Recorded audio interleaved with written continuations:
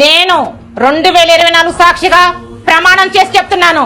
ఈ 2025లో బట్టలు ఉతకను, గిన్నెలు తోమను, ఇంట్లో వంట కూడా చేయను. కనీసం చీపిరనైతే నా చేత్తో ముట్టుకోను.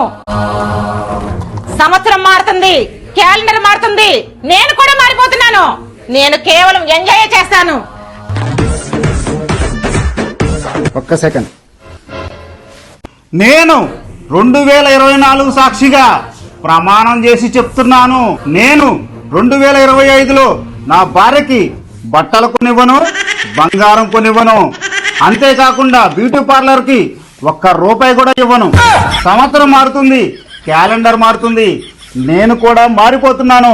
ఆ డబ్బుతో నేనొక్కడే ఎంజాయ్ చేస్తున్నాను.